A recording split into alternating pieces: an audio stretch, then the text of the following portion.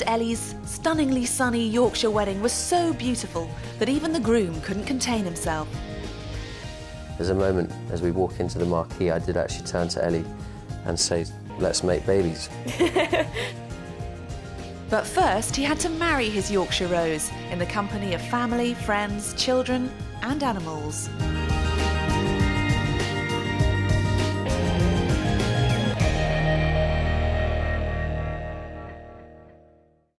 We met at a party in Norfolk, and neither of us were looking for anybody at the time, really, and it all sort of evolved from there, very simply. It sort of happened quite quickly, you know, literally it was sort of, James said hello, and then he went and changed all the table plan around so that I got sat next to him, and that was all quite sort of sweet, and then he drove me home the next day. She sat in the passenger seat and put her feet on the dashboard, which was somehow charming and didn't seem to annoy me in the slightest. Had dinner on Monday, dinner on Thursday. By Friday it was sort of in the bag.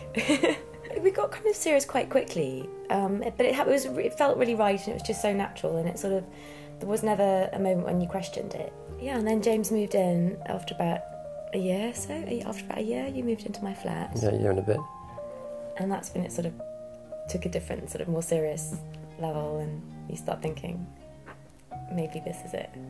It was all quite exciting from the very beginning, but it all happened very easily. Didn't take a huge amount of effort outside of myself. I suppose that's when you know you're with someone that's right. But when the time came for James to propose, Ellie couldn't understand what he was saying. 6 months prior to getting engaged, we'd been to the Maldives over my birthday, and I was so convinced this was going to be like when he proposed, and you know, we had a candlelit meal on the beach, and he pulled out a box, and it was basically just a massive colourful ring, and he said, "For the right hand."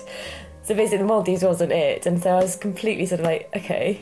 And then after that, James sort of planned a whole secret sort of holiday in Africa, and that's because I'd sort of thought about it before in the Maldives. I wasn't really thinking about it when we went to Africa.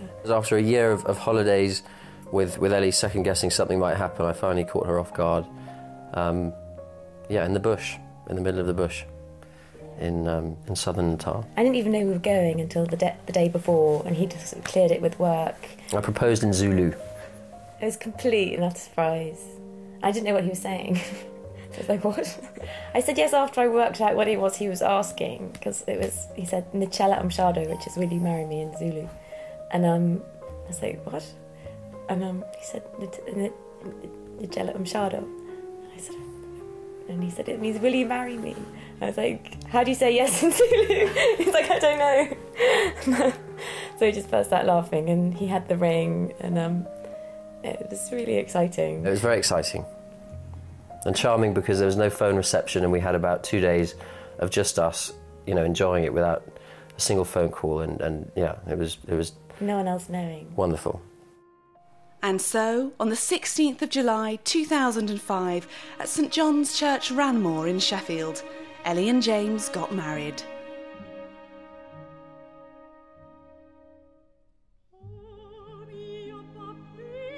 Yeah, it's the local parish church, and a beautiful church.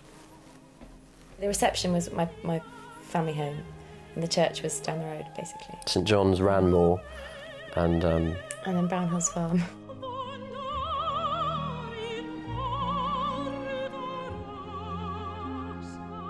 We were so lucky with the weather. It does have a tendency to be quite wild and windy at times. I mean, more often than not. And we just prayed for a sunny day, and I think I can count days like that on one hand in my lifetime in this country. It was just literally the most glorious, beautiful summer's day that you've ever seen. Blue skies, just stunning.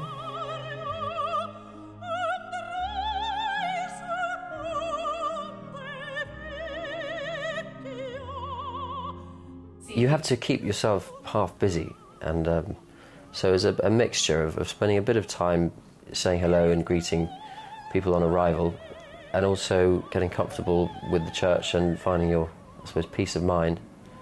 But funny enough, not nervous really at all.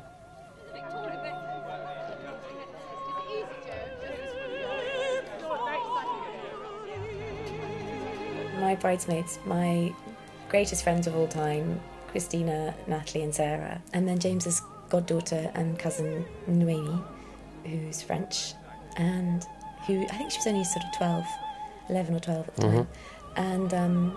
And your other cousin, little cousin Olivia, who again, sort of 12, 13. And my sister. And your sister, gosh, of course, yeah, Catherine, like the coolest sister-in-law in the world.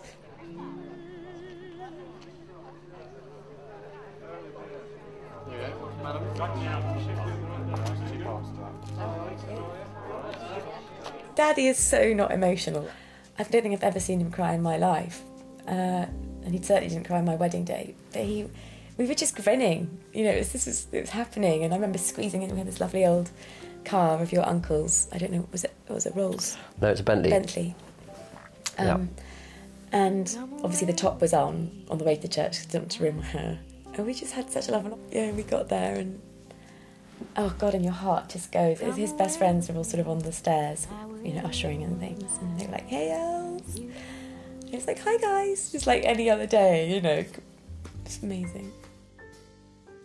I have to say, I really enjoyed looking for my wedding dress. It was sort of one of those moments in a girl's life that you sort of only ever dream of.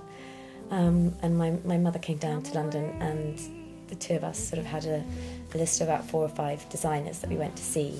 We found one that we particularly loved. There was stuff that I wanted that it didn't have. So we found a dressmaker called Fiona Clare, who's done sort of, it's what she does, basically couture wedding dresses. And she's just the most talented woman ever. Literally, she just took this vision and sketched it up, and I had something like 9 fittings. She wanted this dress to be the dressable dresses. And we had a laugh, you know, we had such fun doing it. I wanted to look really elegant, not tarty, not trendy, not in any way sort of fashion-led. I just wanted to look really regal, but really elegant and really pure and just really me. Actually, no, not that I'm any of those things, but sort of I wanted to look like, I didn't want to look like a sort of a different version of me. I just wanted to feel like myself, happy in my own skin, but a sort of a real sort of smart version. The final fitting Mummy came down for, and yeah, it was a beautiful moment, you know, just looking at yourself and you just sort of, you can't believe it's you, really. But no, I love my dress. James has to do a double take when he sees his bride for the first time, and Ellie explains why she's glad to leave her dad at the altar.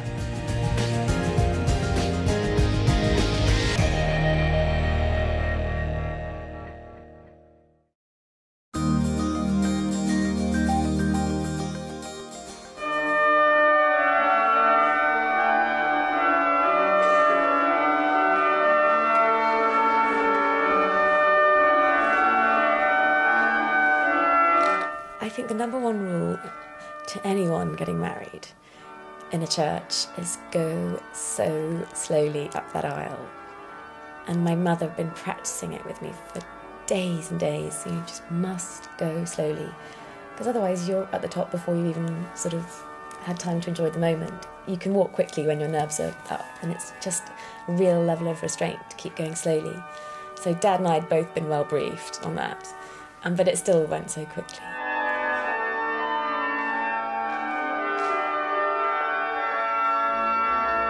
I was under strict instructions to turn and to look, and I did, but I was a little bit late. Actually, I hadn't realised just where time went.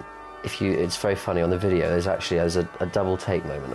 I looked and I had to turn back and gather sort of myself and look again. And yeah, that was a moment I won't ever forget. That was possibly the most vivid image I've ever seen. It was amazing.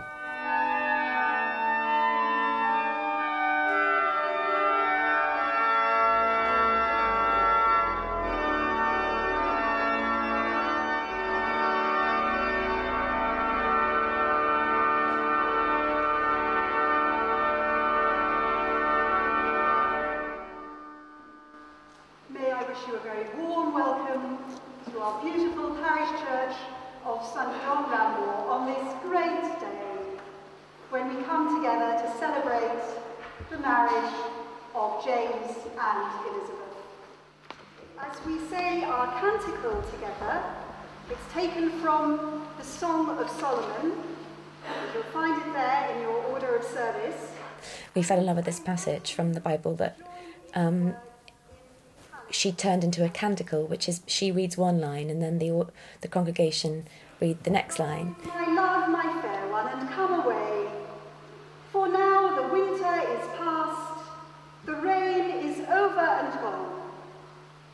The flowers appear on the earth, the time of singing has come, and the voice of the turtle dove has heard. The fig tree puts... And the words were just stunning and totally how we felt. And I think the fact that the congregation was sort of making, they were sort of included in that, felt like they were really into it. As a seal upon your arm, for love is strong as death, passion fierce as the grave, its ashes are ashes of fire, raging flame. The service meant the most to us, you know, just because you're there and it's just you two and, you know, your heart's beating 1,000 times a minute and just in your own little vacuum, even though there's sort of hundreds of people behind you. It's quite something having 200 plus people all there, you know, effectively supporting you, and it actually felt like that.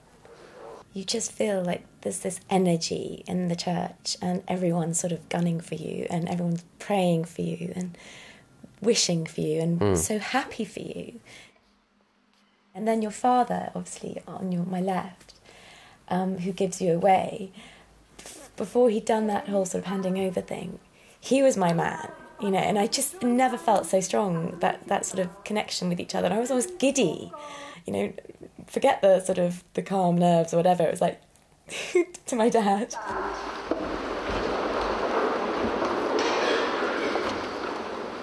Who gives this woman to be married to this man? And then the minute he'd sort of handed over and I was sort of looking sort of towards James, I completely forgot he was there and everything that's sort of about this man. So that whole, I'd never thought that the traditions could mean so much, but you really feel that sort of, as you know, as the bride. I did anyway. I remember it's unbelievably clear. You expect it to whip by in a sort of a whistle-stop moment, but the whole service was very vivid, actually, and I can almost remember certainly every part of it. Till death us do part. Till death us do part. According to God's holy law. According to God's holy law. In the presence of God I make this vow. In the presence of God I make this vow. I think there's a reason for the traditional wedding service being the way it is, and I don't think you can appreciate it until you've actually done it. The words, the timing, the pace of it. I mean, the words for a start, just so beautiful and so profound. You can't write anything better than that if you try to do your own, you know. So if you believe in God, then it's definitely a must. According to God's holy law. According to God's holy law. In the presence of God I make this vow. In the presence of God I make this vow. We were really lucky with our vicar, Frances Eccleston, is just the most divine lady you could ever wish to meet, and she really believed in us and our marriage vows as people that she knew, that she'd grown to know, and her words, I mean, you so often go to weddings and it's blah, blah, blah, blah, blah from the vicar, you know, and he's sort of checking his notes, who is it today, sort of thing. But she was just so divinely warm and genuine and affectionate in what she was saying, and she looked at you and she really meant it.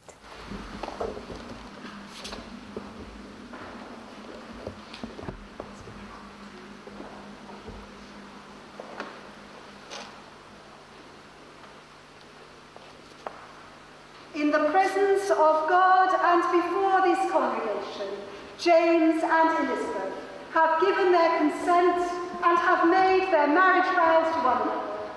They have declared their marriage by the joining of hands and the giving of a ring. I therefore proclaim that they are husband and wife. Those whom God has joined together, let no one put asunder.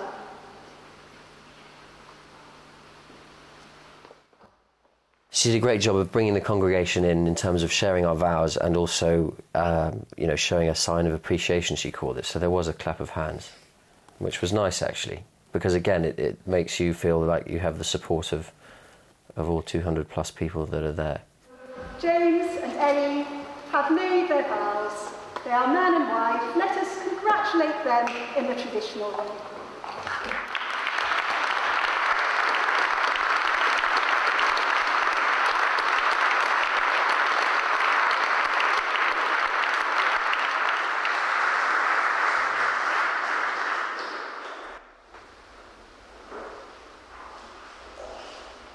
One of my great friends from school is a beautiful singer, and I asked her to sing Ave Maria during the signing of the registry.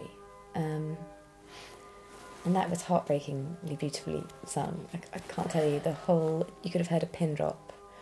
And because it's like a young, lovely girl who means something to us, I think the congregation were a bit wow, lots of tear-jerking It was Clara's solo that was definitely the sort of... Yeah, she was fantastic. So stunningly sung.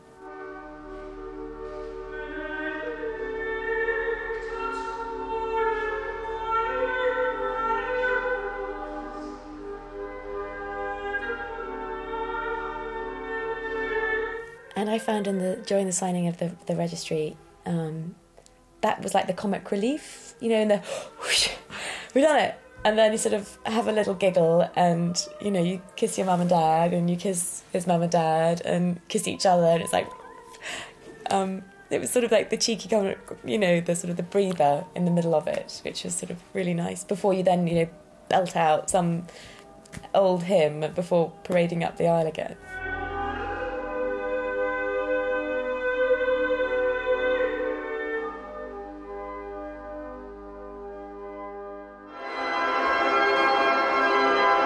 The music, the Fidel's toccata, this big belting organ, and all your gleeful friends and family behind, looking at you. That was awesome. You were gripping my hand. I never forget. There's a photograph actually of one that wasn't taken by the photographer, just a friend as you came up, and it's one of our very favourites. And you can just see James gripping my hand really tightly, but this lovely sort of calm, big broad smile on our faces. But deep inside it was like...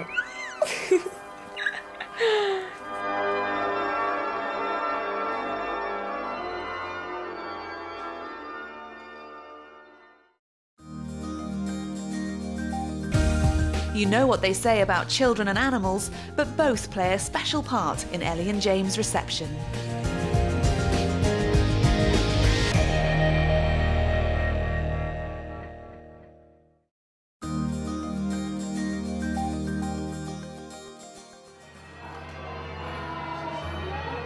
So there we were outside the church, and it was a beautiful sunny day, and everyone was there, and actually we didn't sort of head straight off. It was quite nice just to mill around and meet a few people and have a few words. But I have to say I was quite keen to get off, and that was another particularly special part of the day. Yeah, was me too. A very slow, very sort of peaceful drive back to Brown Hills to the reception. It's a family car. My uncle was kind enough to bring it up, to drive it up for the wedding, and it's a tradition in the family, in that every male, in fact, no, every family member that's got married in the last probably 20 years, 30 years maybe, has come to and then gone away from the church in the car. So that was a divine thing. Before we got into the car as well, as we come out of the church, we had just a couple of really quick photos, and then we were sort of in the car chatting, weren't we? And a great friend of ours threw us a camera and said, very clever. Yeah, take some photos of yourselves, as you're driving along. It's not just about everyone else taking your photographs. So we got some fantastic sort of one-off photos we took of each other on the way from the church to the reception, which was quite fun. And it was great being able to take photos from inside the car of the crowds and of our drive back. When I'm feeling good and my plane walks down a one-way street, I look above and I know it was my family home, is my family home. My parents have lived there forever, and my grandparents before that. And there was never even a question that we'd ever, no matter who I married, I'd always hopefully get married. when love is dead, I'm loving angels instead. And through it all, she offers me protection. Pretty much straight after we got there, the bridesmaids car pulled up, and then all our pals, I think we had something like 240 people on the day, and because of the weather, everyone was in these beautiful sort of strapless, brightly coloured little numbers with mad hats, and just the colour across the gardens and across the drive and in the courtyard and stuff. We spent most of our time sort of side by side, I guess. And there's always sort of all your best friends, you're dying to go and talk to, but there's just so many people that you've got to sort of, hi, The one frustration, I think, is that there's just not enough time to give everyone, do everyone justice. One part that we really loved was we went for a walk in the fields, just the two of us, and the photographer came with us. Led by Sim, the photographer, she was very spontaneous and just said, right, you guys, you're coming with me, and literally marched us off away from the crowds and into the field, and we just had fun with it, really. Just she was taking photos. It all felt a bit sort of chocolate boxy in some ways, and the photos do look a bit like that, but at the same time, some of the images are fantastic. Oh, and it was just such a lovely free feeling, sort of being away from everyone, but looking at them all from a distance, and the marquee, and the beautiful weather, and the cloudless skies, and the house, and each other, and that was amazing. The photographer actually is worth a mention. Sim was probably the person I saw most throughout the whole day, and if you think about it, she was there for every part. I think a great bit of advice in choosing a photographer is to get someone that you really get on with, or has a great sense of humour, personality that can, you're going to spend a lot of time with this person throughout the day, and you want it to be fun.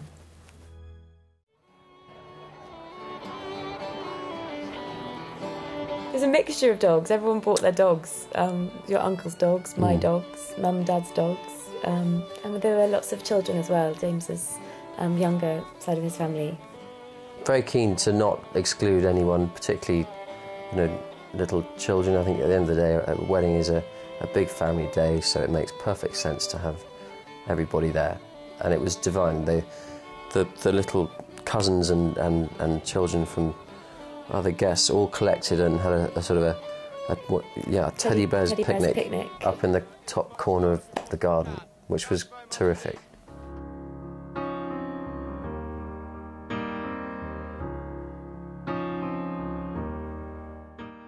When you walked into the marquee, we put a lot of time and effort into making the marquee quite special. We both have a love of Africa, mainly for me because we got engaged there, but James has spent lots of years there in his life. So we had a theme. Every table had it's called the spore, basically the footprint of a different animal. And we had them blown up onto cards. And then on the little name cards that everyone was given when they arrived at the house, they had like a little map, and they had to track their spore to find their table. It's all quite complicated, but weirdly everyone seemed to somehow it works. Yeah, amazing. So like when we got engaged, it sort of tied that in because that's what we were doing. We were sort of trekking, sort of walking safari. We had thistles and roses bundled together in everyone's place. James being the thistle in the sense that it's an African thistle, and the rose being the white rose, Yorkshire rose, me, a little bit twee, and then we had a luggage label wrapped around them with some nice sort of old-fashioned string, and on it we'd stamped well, everyone's name was sort of written in calligraphy, and then all over the luggage label were different stamps that we'd had made. Things like, Sheffield Immigration welcomes you, and then the date. Welcome to God's own. Yeah, welcome to God's own city, i.e. Sheffield. Lots of people sort of commented and kept theirs and things. Just everyone got ushered into the marquee. We were the last to go in, and whilst Ellie was inside, I think you were just having your dress checked. I was titivating. I walked up to where the little ones were and spent a couple of minutes with them, came back down, and it was a charming thing, you know, in terms of thinking ahead. We had grand plans to enjoy life before having babies, but there's a moment as we walk into the marquee, I did actually turn to Ellie and say, "Sorry, let's make babies."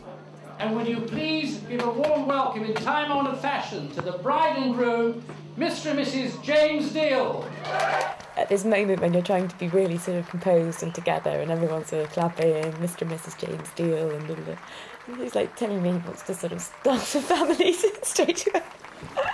I'm like, okay, what now, James? We're trying to look together.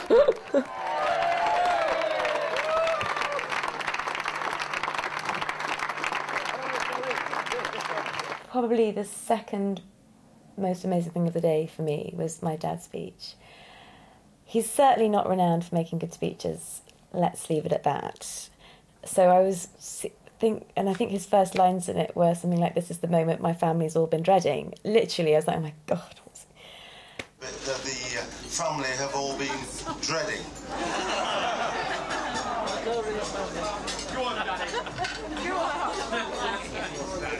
But he'd just taken the time and the thought to really think about it, and it was just the most amazing speech. He hadn't got anything written down. He'd practiced it with Mummy, and God, I love it, and I love watching it over and over and over again on the video. She's clever. Yes. You bloody bride. Hey, Sarah. Thanks, Liz. But dippy. Oh, yes.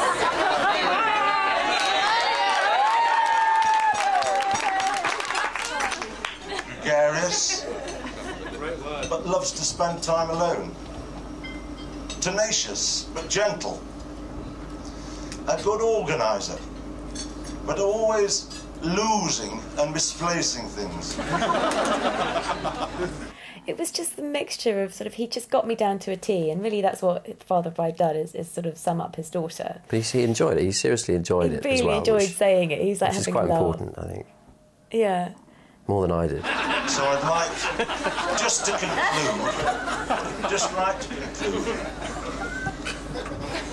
and ask you all to be upstanding and drink a toast with Joss and I to the health and future happiness of James and Elizabeth Deal.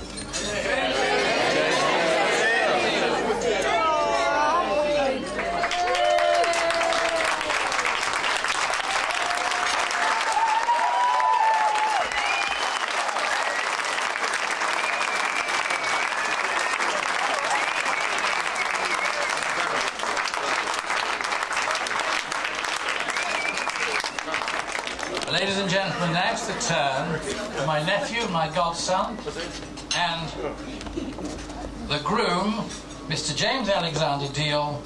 Over to you, James. I think in hindsight, I'd like to have made my speech slightly earlier on in the evening, just because I think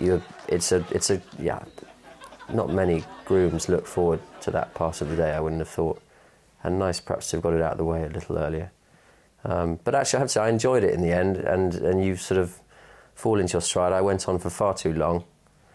But, you know, I said what I wanted to say, I think. I was really high by this stage. I was having a really good time. I was like having, just enjoying it. So there wasn't ever a time when I wanted to cry. There was times when I sort of was like profoundly listening to him, thinking, my God, that's so deep, that's so beautiful. But I was just proud of him and proud of his feelings, and proud that he was able to share those with 240 people. Those of you that know Ellie may have had a glimpse of just how enchanting the world is through her eyes. But today I think those that haven't will see it in all its glory. From the butterflies that came out of your envelopes for those that had them, through to everything that's here today is a pure example of exactly that, and testament to you. Elizabeth?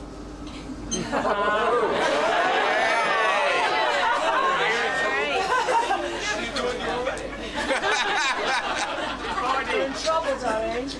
You look amazing today.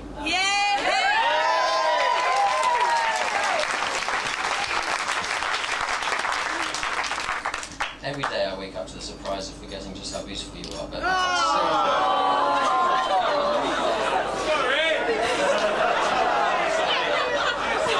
He gets better. See you in the church today and here now, I will never forget. I liked it because when you didn't let it get too soppy. Like if you said something quite soppy, he'd follow it up with like something funny, and sort of bring it all home, rather than everyone going cheesy. And actually, it all began, and I'm going to start at the beginning, in a little house in Kimberley, Norfolk. Alex Illingworth's birthday party.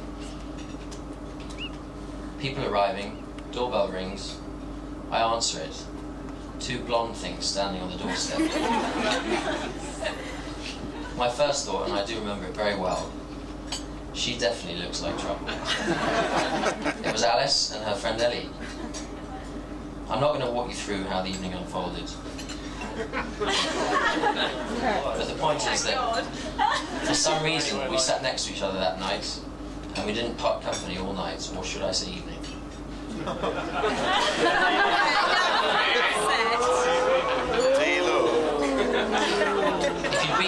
If you'd been there at about 1:30 a.m., you'd have seen me giving Ellie a lesson.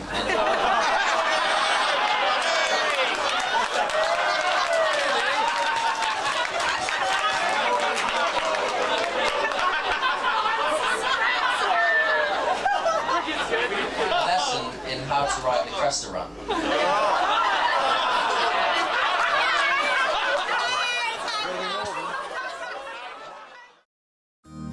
As Ellie and James' reception draws to a close, the best man slurs his words and James almost drops his bride.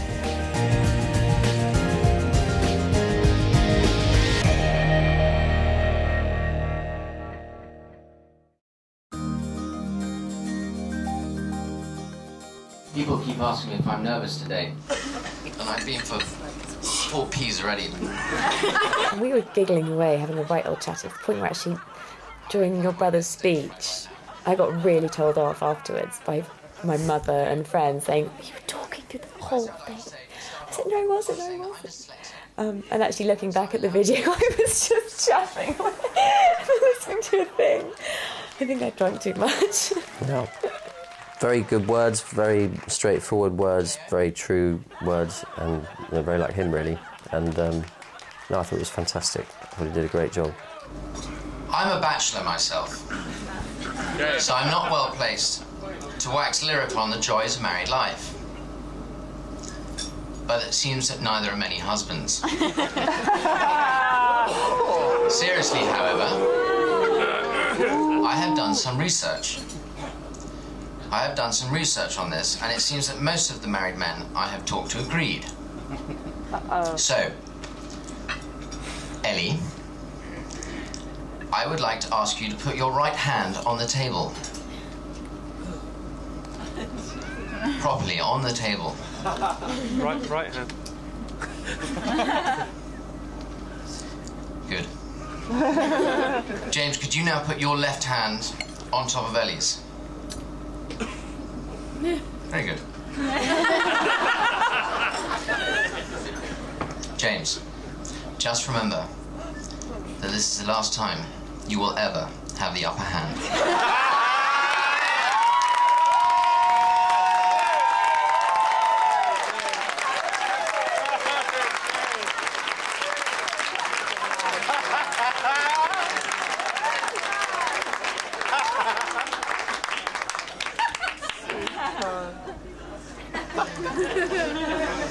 Yep, that's true. James and Ellie, you're amongst friends and family who want the very best for you and wish you all the happiness in the world. So here's to you, here's to your future, and here's the best thing you ever did. Congratulations.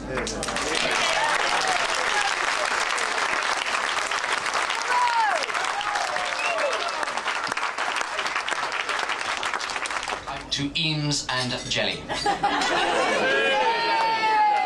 James and Ellie, followed by Roger and Jos and the Yorkshire crowd before the Southerners start. Take it away, Maestro.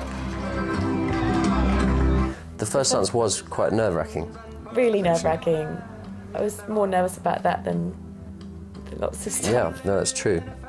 Because everyone's watching you, and it's probably because and actually... you can really mess up. Where you keep your Rolling Stones records. Any friends? It was Where'd You Go To My Lovely by Peter Starstead, which was a song that when we first started going out, we went to St Moritz for a week. Well, James was sort of out there anyway, and I just went out to join him. And long story, but anyway, the song meant something to us. And it's quite... We happened to be sitting in a bar listening to Peter Starstead, the musician, practicing and jamming before a performance that night. It was one of those strange things. He was just there playing.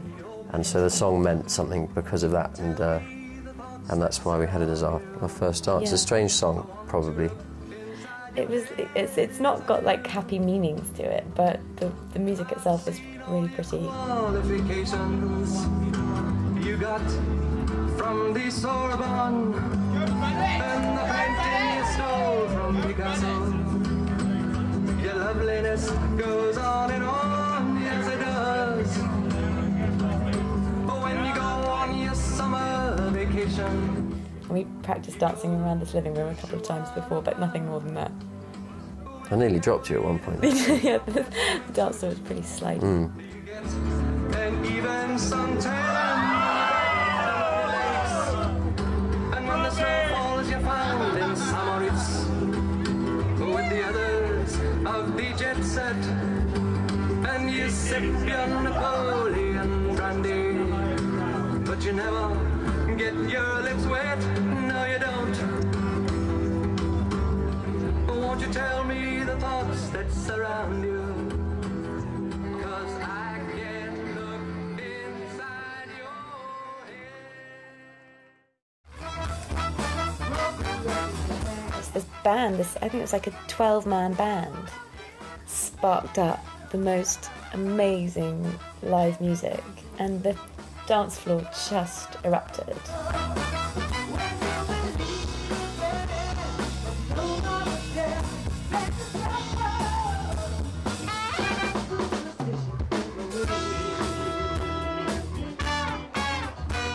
It was Ellie's father who was very keen on having a band, and he was dead right. And I have to say, I think for atmosphere, it makes a big difference. And as long as you're careful with what you select. And the Empire State Band is superb. It's a team of people that they do it as a hobby, and they just love entertaining. Great voices, great musicians.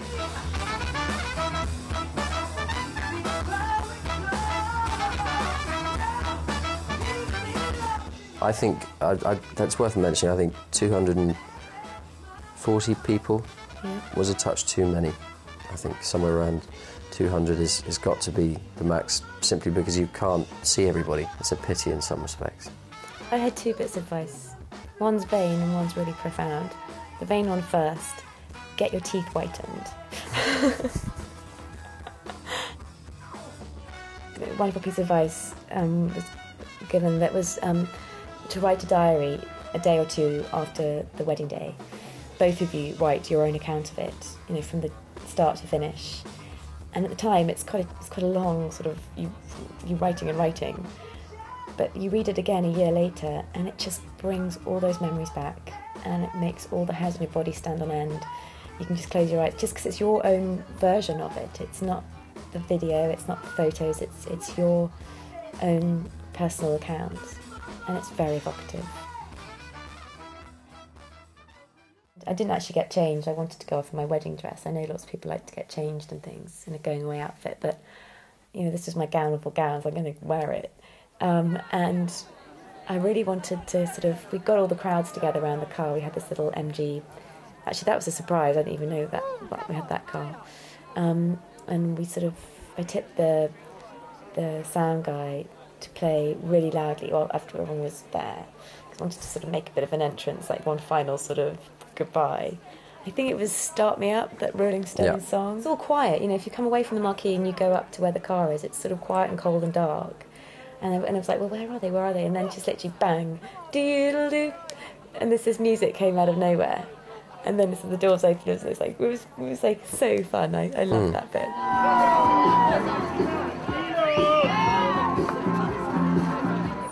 And everyone was mobbing us and throwing confetti, and it was just like some sort of rock star moment with this song belting out across the fields. And then we just sped off up the driveway with lots of bangers that we had in the car, and rockets and that sort of thing. The best part of the day was the wedding service for me, and I think you'd agree. Me too.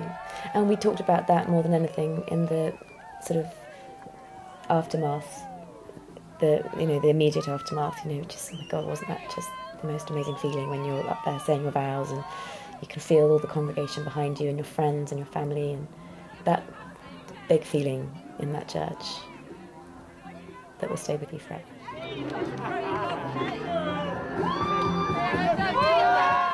No one could have planned that, and it just made everything just like a fairy tale. I can remember it so clearly. It was as close to perfect as you might guess, I think.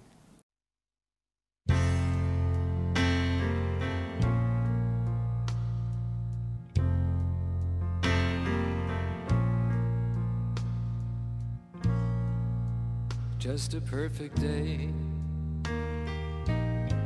Drink sangria in the park, and then later when it gets dark, we go home.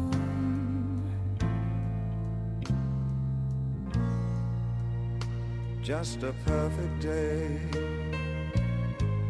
Feed animals in the zoo, then later a movie too, and then home. Oh, it's such a perfect day. I'm glad I spent it with you. Oh, such a perfect day. You just keep me hanging on. You just keep me hanging on.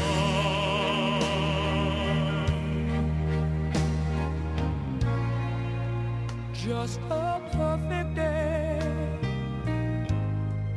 Problems all left alone. A weekenders on our own.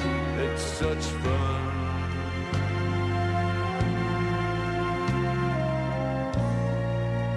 Just a perfect day. You made me forget myself. I thought I was someone else. Someone good. Yeah.